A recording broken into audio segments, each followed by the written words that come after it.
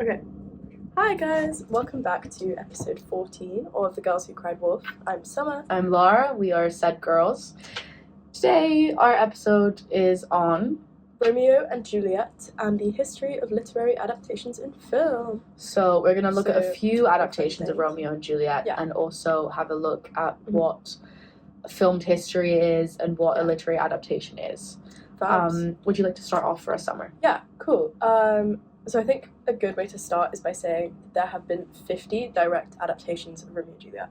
And 50? 50. That's crazy. And then more beyond that are like indirect, but yes, 50 direct adaptations. Wow. Crazy pants.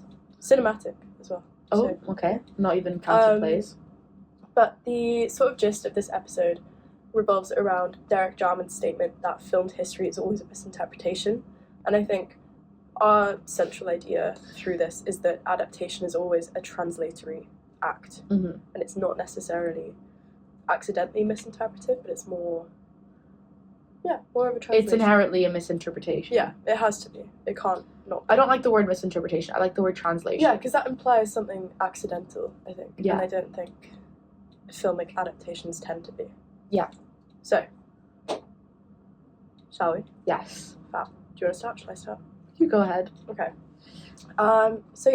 Saying that filmed history is always a misinterpretation really foregrounds these core tensions in cinema.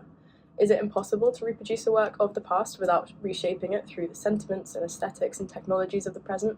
And is this something we should even attempt? Should we look for historical fidelity and accuracy when we're recreating like a theatrical work or a work of the past, whatever it may be? And when is this appropriate? Yeah. Is some of the questions we're trying to answer. Yeah. Yeah. Should I keep going? Yeah. Okay. So, if theatre and cinema are different forms, how could directors ever be fully loyal to their source?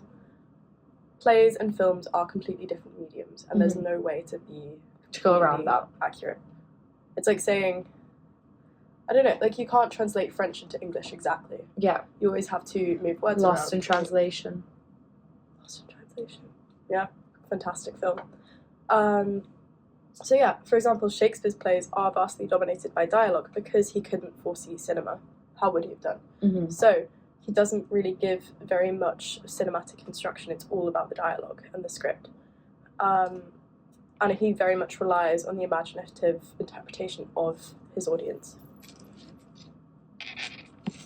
Do you want to go back? No. Okay.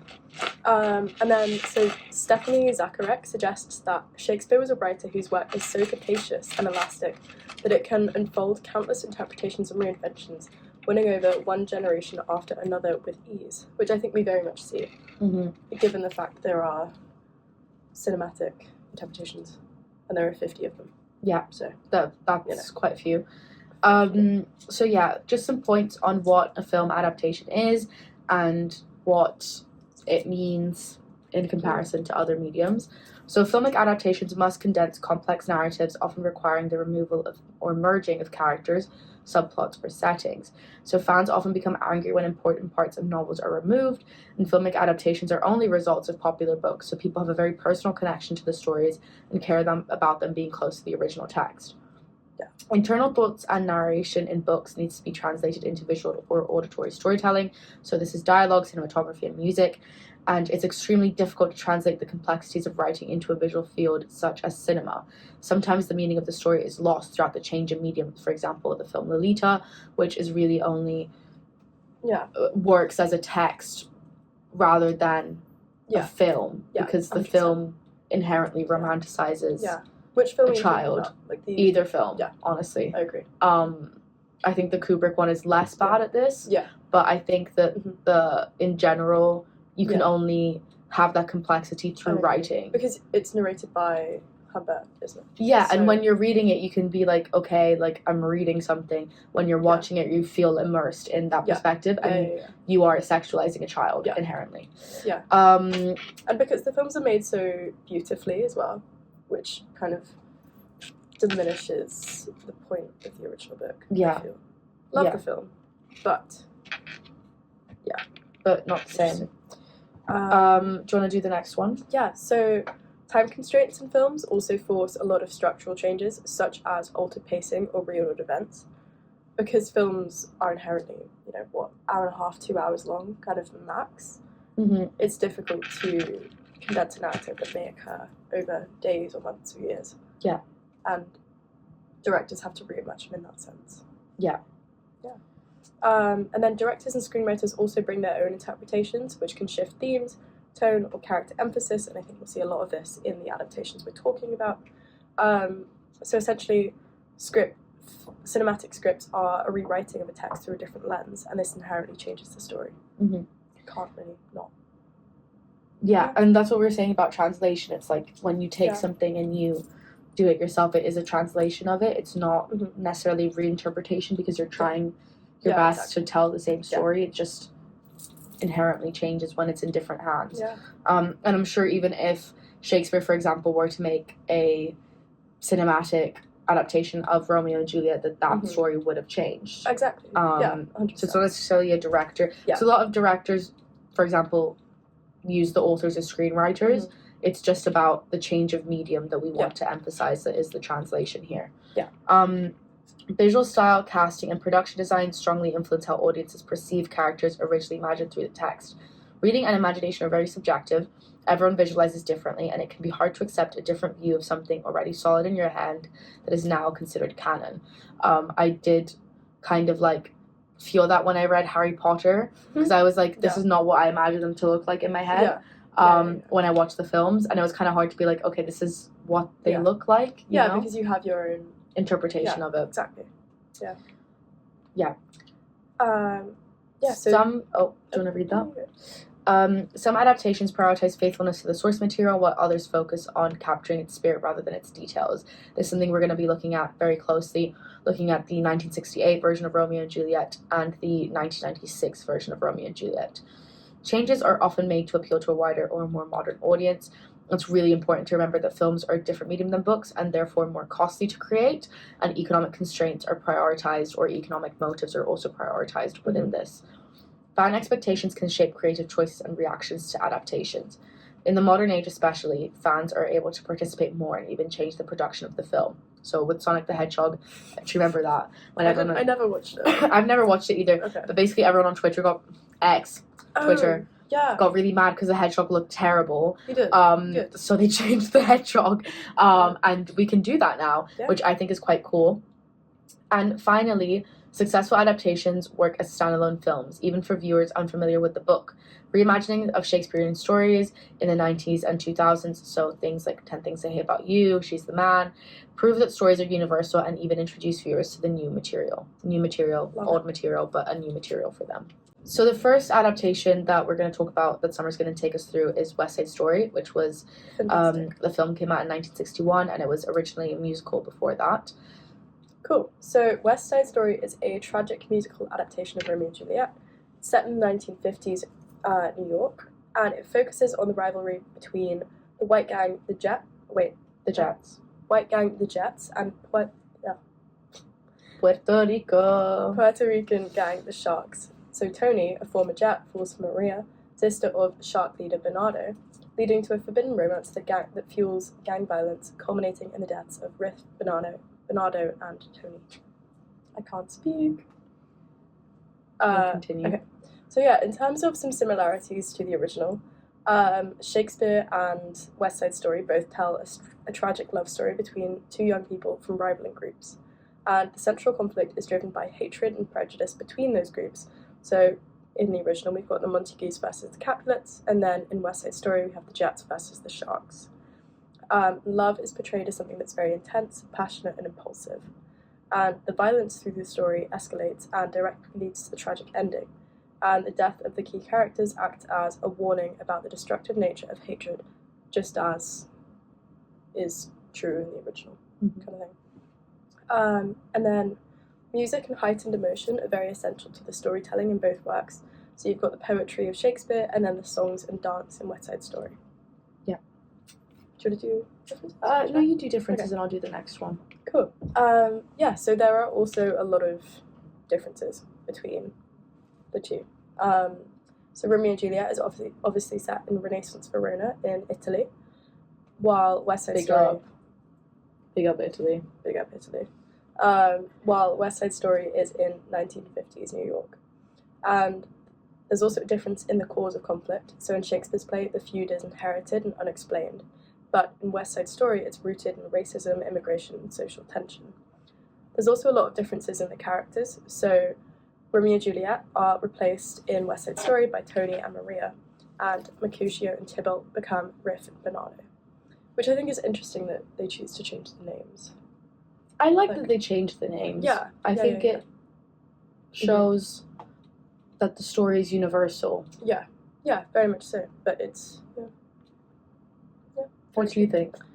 I don't know. I just think it's a point of interest. There are so many adaptations nowadays that people don't realise are based on more ancient texts. So I think it's interesting to change them. Yeah. Mm-hmm. I don't know where I'm going with that. Anyway. And then in terms of the endings, both lovers die in Romeo and Juliet, while in West Side Story, Tony dies, but Maria survives to confront the gangs.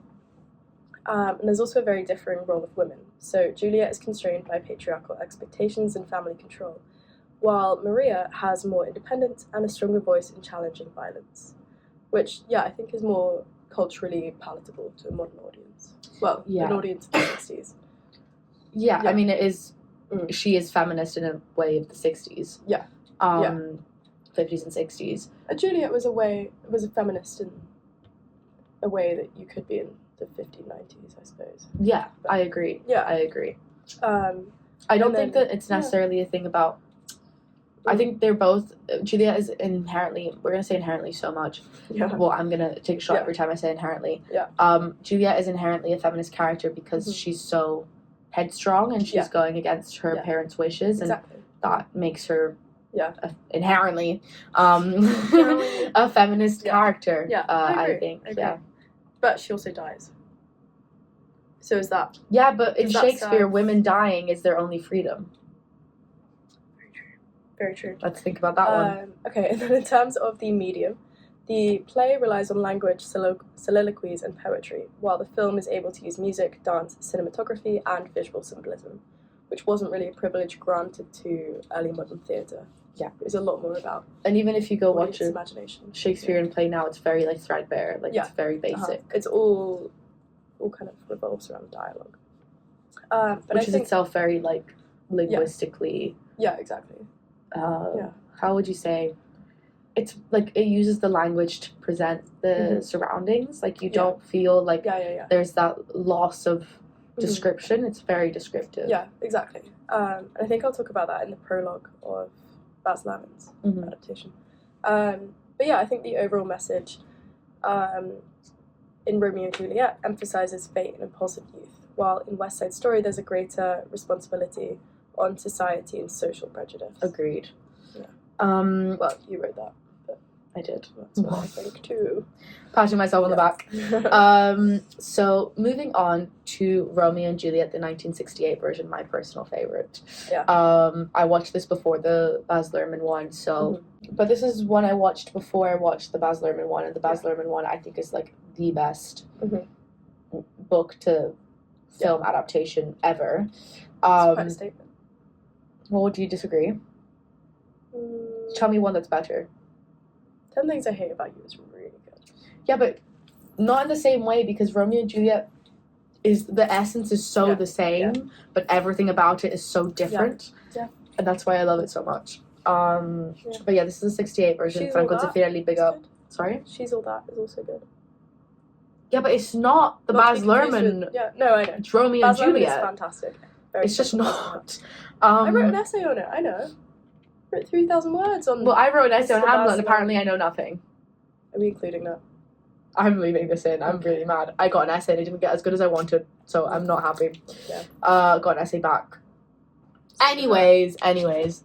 So the Zeffirelli... Oh, my whole computer's in there. The film, similarities... Let's try again. The Zeffirelli version, similarities. I love the way you say that. Zeffirelli. Say again. Zeffirelli. The film closely follows Shakespeare's original plot, including key scenes such as the balcony scene, Mercutio's death, and the final tomb scene. Shakespeare's language is largely retained, preserving the original dialogue and verse. The central themes remain the same: love, fate, conflict, youth, and violence. Characters and relationships are mostly unchanged. The tragic ending is the same: both Romeo and Juliet die, and the feud is ended as a result. The film keeps the feud between the Montagues and Capulets as the main source of conflict. Differences. Also, fun fact, the De Fideli version is the first time that teenagers were used in Romeo and Juliet. Before that, it was just adults. So it was like really monumental for literary They were like studies. 14 or something. Yeah, they were really Olivia young. Hussey was, Yeah, right? she was 14. Yeah. She looks insane. Yeah. I wish I looked like that when I was 14. I wish I looked like that now. Differences. I wouldn't be emotionally mature enough to be in a film like that when I was 14. Well, when I was 14, we know what I was doing. I wasn't. My little sister's almost 14. Anyway. Yeah. Anyway. Anywho. Medium and presentation. The play relies on spoken language and stage directions to convey meaning, while the film uses visual storytelling such as facial expressions, camera angles, lighting, music, and setting to show emotion and tension. Setting and realism. De Fideli filmed on location in Italy, creating a realistic Renaissance setting, and the film emphasized natural landscapes, costumes, and architecture, making the world feel more authentic than a stage production. Character portrayal. The actors playing Romeo and Juliet are much younger than in many stage versions, highlighting their youth and impulsiveness. Juliet is portrayed as more innocent and vulnerable, especially early in the film. Romeo appears more romantic and sensitive, shown through close-ups and body language. Pacings and cuts. Some scenes and lines are shortened or removed to suit the film format. Action scenes, such as the street fights, are more dynamic and visually dramatic than on stage. Use of music. The film uses a musical score to heighten emotion, especially in love and death scenes. The play itself, however, relies on rhythm and poetic language rather than background music. And finally, the overall effect is that the play encourages audience to focus on language, poetry, and fate, while the 1968 film emphasizes youthful passion, realism, and emotional intensity, making the tragedy feel more immediate and human. Love it. Yeah. So now we're going to look at Romeo and Juliet, the 1996 version. So let's look quickly at the similarities and differences between those. I'm just going to mention the similarities. I'm just going to give us a bit of more introspective reading, and then we're going to look at the main differences and kind of conclude it. Cool. So the similarities are that the film keeps Shakespeare's original language, including key speeches and dialogue. The plot closely follows the play: forbidden love, secret marriage, escalating violence, and tragic ending. The main characters remain the same. The core themes are unchanged of love and hatred, fate, violence, youth, and impulsiveness. The feud between the Montagues and Capulets remains a central conflict, and the tragic ending is the same. Both Romeo and Juliet die, and their deaths end the feud. Fab. Cool. So this was directed by Baz Luhrmann. It departs a king. An absolute king. What else has he done? Moulin Rouge. Moulin Rouge. King. Australia. What's that? It's an epic about Australia with Nicole Kidman. Oh. But yeah, it departs quite radically from the original. Elvis. He did Elvis. Oh, that was him, wasn't it? Sorry. But it portrays the families, the Montagues and the Capulets, more like mafia style. Yeah. Which I think is an interesting way to do that. Sort of similar to West Side Story. I'd say it sits somewhere between the original and that in terms of its like fidelity. Yeah. Do you want to know a really funny story? Yes. I went to see Romeo and Juliet for the first time on Valentine's Day with somebody I was seeing, and they were like, "What language is this in?" Sorry? And I died. English? I almost broke up with them. Was it in English? It was in English. It was in English, obviously. It was in a fucking American accent. When did they say that? Like 20 minutes in. 20 minutes? Yeah, they're like, "What language is this?" And I was like, "Obviously English." And he was like, "I don't understand it and I'm English." And I was like, "Right." Okay. And then he fell asleep. Who was this? Interesting.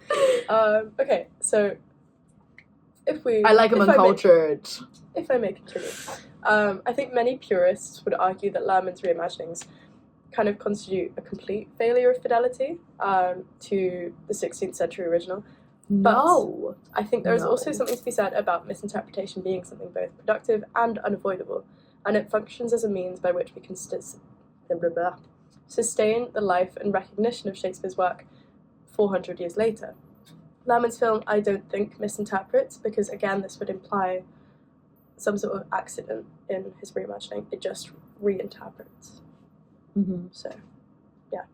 And also, yeah, as we said about early modern theatre not really catering to cinema, the extent of the stage directions in the original sort of average it out to like character dies or exude character, and sometimes we're treated to something as descriptive as enter character with a sword, but that doesn't Very really descriptive.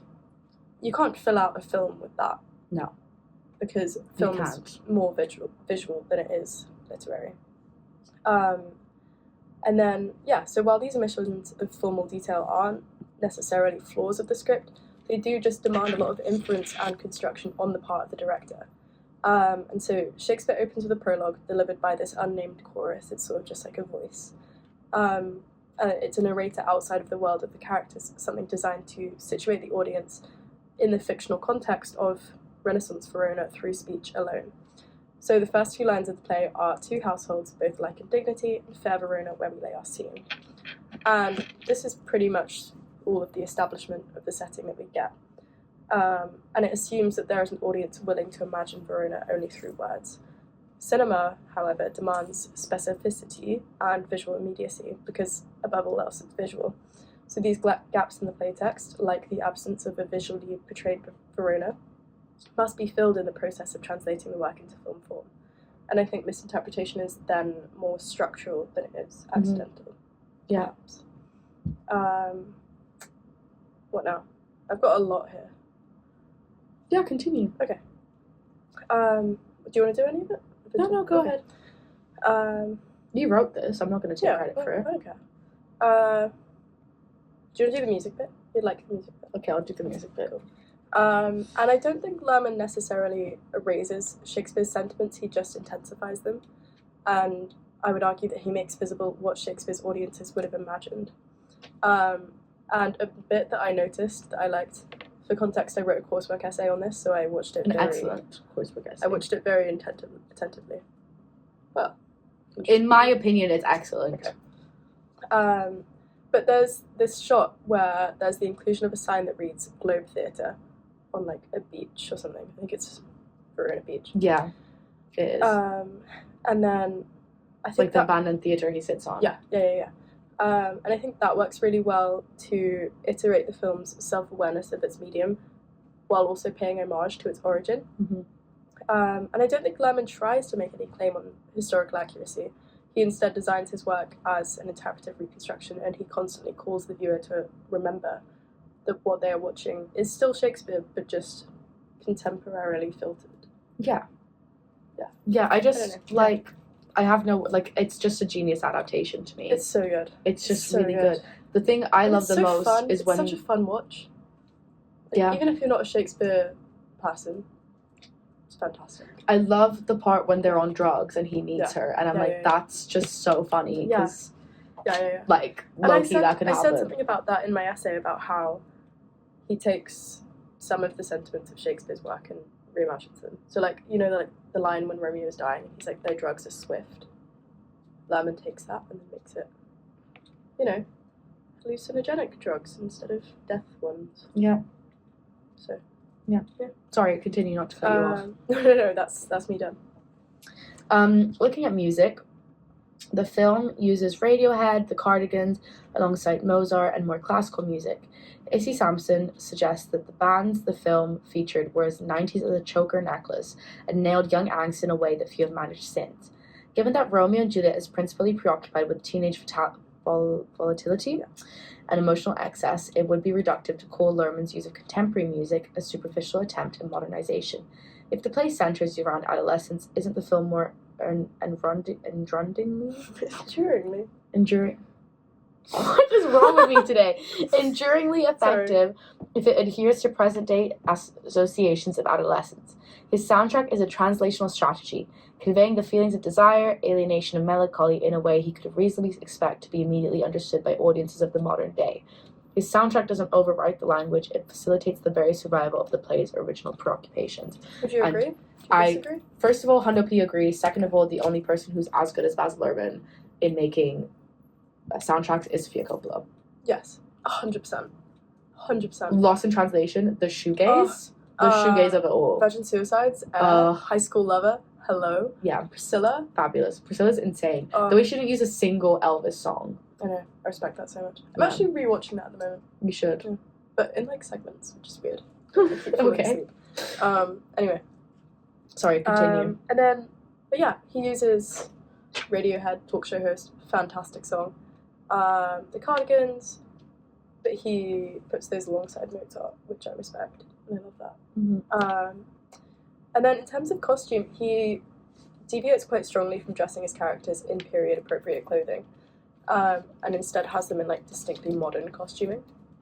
So think, you know, the wardrobe of the film immediately communicates the temperament, status, and attitude of its characters, with a stream of Hawaiian shirts, leather vests, silver Cuban heeled boots, etc., etc. And this largely replaces the linens, ruffs, and corsets essential to Shakespeare's time. And I think it works really well to allow identity to be read as something visual instead of merely inferred by the audience. Mm-hmm. And it kind of works as one of his shortcuts to characterization, if you will. But he also stays, like, really loyal to, like, Catholic iconography and stuff. Mm-hmm. Like, at one point, which I love. Tybalt's in, like, a vest with, like, Jesus on it, which is cool. Mm-hmm. And then everyone wears, like, rosaries and etc., etc. Yeah. And then in terms of authority figures, they're very updated to fit modern conceptions of power. So in Shakespeare's original, we have a character called the Prince. He is the central authority figure that kind of rules over the Montagues and the Capulets. In Luhrmann's version, he becomes Captain Prince, Chief of Police. He arrives to a brawl in the opening sequence via helicopter, on the side of which is printed 0001, Captain Prince. While CPT Prince. Prince. CPT Prince. Which I think is cool. And then Luhrmann's Dave Paris, portrayed by Paul Rudd, heartthrob, is introduced to the viewer on a magazine calling him Bachelor of the Year, which I think is just funny. I think that's funny. Just funny. I do. And it works. Yeah, it does work. Does for modern audiences what would have been done. Yeah. For Renaissance. Like what a town audiences. crier would have announced. Yeah, exactly. It just makes it more modernly understandable, I think. Mm-hmm. And these adaptations take Elizabethan power and social structures and just make them more modernly comprehensible. So the authority stays preserved, but the way that it manifests is just modernly reimagined. Yeah, and it's also funny because Romeo and Juliet isn't just a tragedy, it's also really funny. Mm-hmm. Like, I do not bite my thumb at you, but I bite my thumb. Boy. Like, yeah. That makes me giggle. Yeah. Looking quickly. I can't talk today. Looking quickly at the... Looking quickly at the differences. So the setting and context, just to summarize what Summer said. The play is set in Renaissance Verona in Italy. The 1996 film is set in modern-day Verona Beach. So like Venice Beach kind of idea. Violence and weapons. So swords are replaced with guns, branded as sword. And the violence feels more modern and immediate. The action sequences are fast-paced, chaotic, and heavily stylized. Style and tone. Shakespeare's play relies on poetic language and structure. Luhrmann's film uses rapid editing, pop music, bold colors, and exaggerated visuals. The tone is more intense, chaotic, and dramatic, reflecting modern youth culture. Character portrayal. Romeo is presented as emotionally sensitive and impulsive, fitting a 1990s teenage image. Juliet is more independent and assertive, challenging authority more openly than in the play.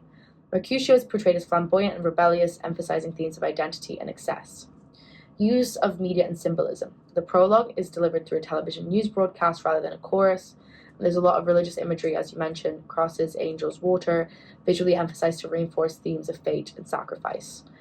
Audience impact. The play was written for an Elizabethan theatre audience, whilst the film targets a modern audience, especially younger viewers, making Shakespeare much more accessible.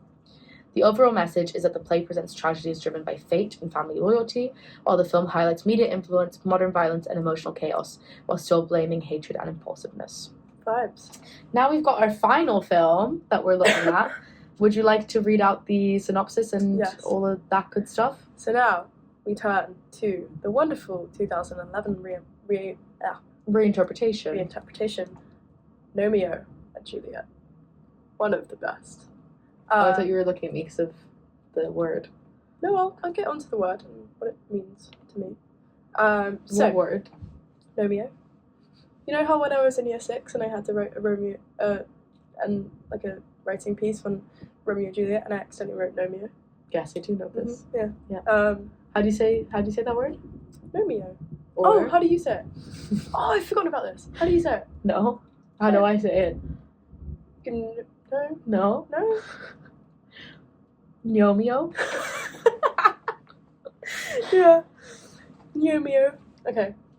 So, in Stratford-upon-Avon, the birthplace of Shakespeare. Big up England. Have you ever been to Stratford-upon-Avon? Shall we? I've been. We can go. Can we go? Yeah. Can we also go to Canterbury soon?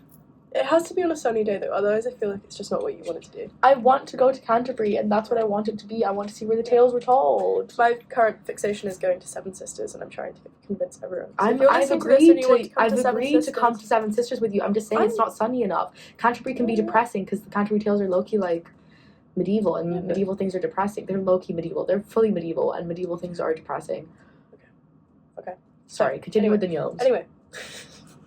So, in Stratford-upon-Avon, birthplace of William Shakespeare, Miss Capulet and Mr. Montague feud over whose garden is the better.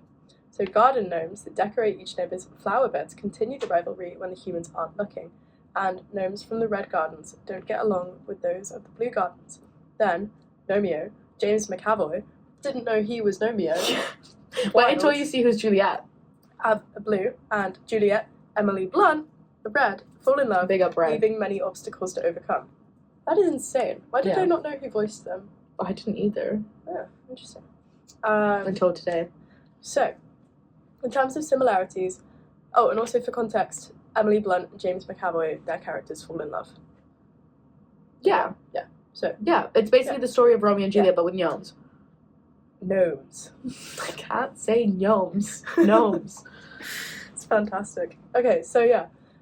Both stories are obviously based on a forbidden love between two characters from rival families, or, in this case, gardens. And the central conflict comes from a long-standing feud, so the Montagues versus the Capulets, and then the red versus blue garden gnomes. And the characters are quite clearly inspired by Shakespeare's originals, so you've got Romeo being Romeo, and Juliet I like that being that's Juliet. The one name that they changed. Yeah. And then Tybalt is still Tybalt. How could you change Juliet? Gnomiette. Could be Romeo and Gnomiette. Should be. I like the frog. It doesn't hit the same. The frog is like the nurse, isn't she? I think so. Yeah. She's the best character, I don't care. And then, so key moments from the play are referenced, like the balcony scene and all these like secret meetings. And then love challenges hatred and prejudice in both texts. And the stories ultimately promote a message about ending conflict and reconciliation. For some reason, I don't remember the ending of that film. I don't either. Well, it's a happy ending because it's a family film. Yeah. So, happy. Oh, no, the owners get like married, don't they? They like fall in love. Perhaps, I don't recall. Anyway, okay. I would believe that. Yeah. Do you want to talk about differences? Shall I go? Yeah, so the differences in the genre and tone are that Romeo and Juliet is a tragedy and Romeo and Juliet is a family-friendly animated comedy. In the ending, Romeo and Juliet both die, but in the film, both Romeo and Juliet survive and the feud ends happily. Characters-wise, Shakespeare's characters are human teenagers, but the film's characters are garden gnomes decide to appeal to a younger... Do you want to say that word? I can jump in while you're talking and I can say it. Designed to appeal to a younger audience, Juliet in the film is more adventurous and independent, reflecting modern values. Conflict and violence. The play includes serious violence and death, but the film replaces violence with comic action and slapstick humor. Language and medium. The play uses Shakespearean language and poetic dialogue, while the film uses modern, simple language and visual comedy. Theme-wise, the play explores fate, death, impulsiveness, and the cost of hatred, but the film focuses on friendship, cooperation, individuality, and peace. Overall message. Romeo and Juliet warns audiences about the destructive power of hatred. And Romeo and Juliet reshapes the story to show that love and understanding can prevent tragedy. Little heart. So yeah, that's kind of Yeah. our recap. We just wanted to look at some adaptations, and Romeo and Juliet is kind of the best one to look at for these things, in my humble opinion. But I think the general gist of today's episode, and something that can be applied to any other cinematic adaptation, is that adaptations doesn't have to be historically accurate to be culturally valuable. I think is my take. Yeah, and you don't have to be kind of loyal to something of the past in order to carry the same sentiments to the modern day. Yeah, and if we did a modern Romeo and Juliet isn't its own creation either. You know? Exactly. It's come from somewhere. Exactly. Yeah. So yeah, do you know about the theory that Shakespeare was Italian? That he was from Messina in Sicily. Yes. Which is Mayans. Ah. Yeah, because they had a man called Guillermo Scrollalancia, and that means William Shakespeare, in Italian. And why did the man know so much about Italy? I think he was Italian. Or the best for Italian. Because they don't have his birth certificate, they only have his baptism certificate, and that can easily be faked. I find it weird that he had an earring. Italian. It's giving Italian. Yeah. I've just... Italian male with one earring. One you should stay away from always.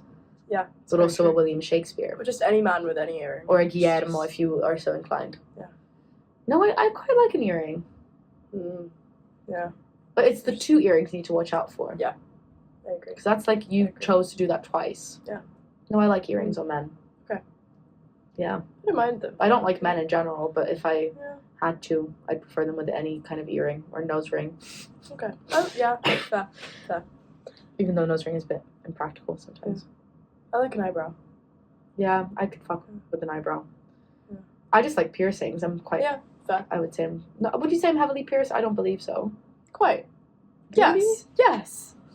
How? Yes. I've got 12. 12? I have 2. Oh. No, you don't. You don't have second earrings. I used to, but they closed up. What the piss? They closed up. You have 2 holes? Sorry. Yeah. Anyways, that's our episode for today. Thank you so much for listening.